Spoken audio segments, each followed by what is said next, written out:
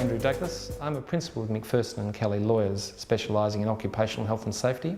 I'm the Editor-in-Chief of the OH&S Handbook, an Honorary Fellow of the Safety Institute, and I'll be speaking to you on the third day of the Safety in Action Conference on Zero Harm, the Safety Swindle.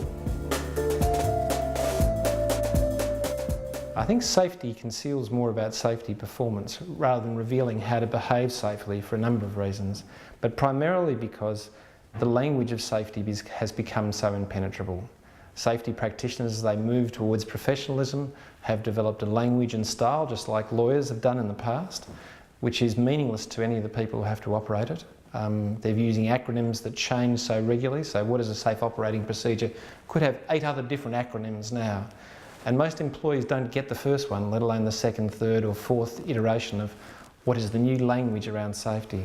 Safety must find a language which is understood by the people who work on the floor. Zero harm is an odd concept, and it does come from a hope. It comes from a CEO desire or hope that nobody will be hurt. It goes down to a safety professional who then works out what they can sell as a slogan, and they make zero harm.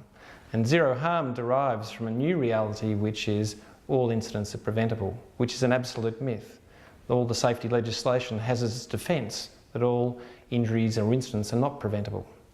But too often we see a translation of what a CEO wants down to a reality which just mythologises a path of action.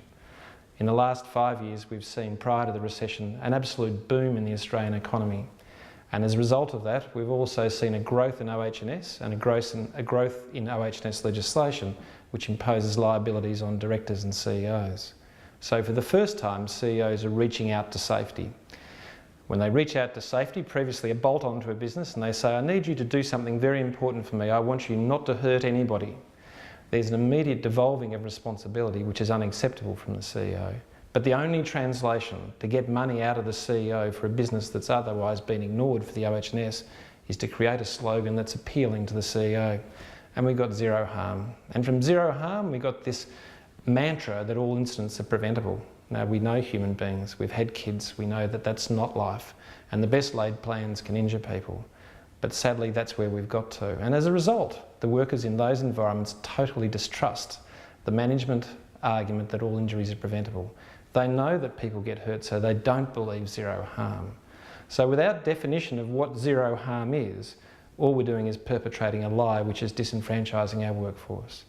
So in a simple term, leaders must lead honestly, with integrity and predictability, and must be achievable. And workers must know what is being said is true, know they are meant to be involved and want to be involved, and know it is realistic to be involved. And when that reality exists, we'll move towards less harm.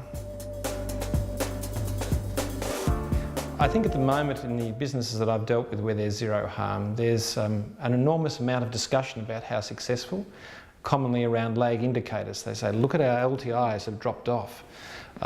Look, we've got less absenteeism. And what we're not being showed is the level of concealment that grows as a result of that operationally because of the KPIs for various officers not to injure people. But are we seeing safer workplaces? No, we're not. Do we see workers saying, yes, I'm committed to this new culture of safety? Actually, no, we don't. And the result is workers feel disenfranchised from the one thing they should want to own the most. So once again, if you create a language which is unrealistic, which is desired by management, which is a mythology that exists around life, workers won't buy. And you'll get an increase in unionisation, a greater union presence in safety because they're the people who now own it rather than the owners of the business. And in time you lose the engagement in production, quality and all the issues and innovation that you need in business. You lose that engagement simply because you're told a lie.